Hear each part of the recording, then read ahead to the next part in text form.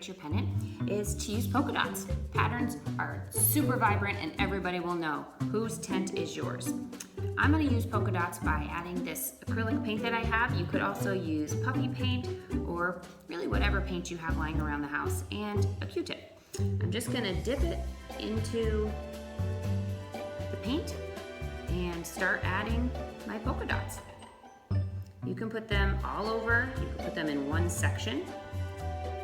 Maybe you want to put your family name or your first name using polka dots. I think I'm going to fill mine up with polka dots.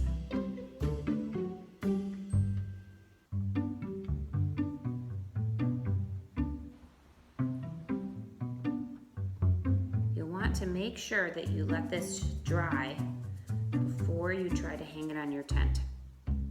That way your polka dots won't end up all over the place.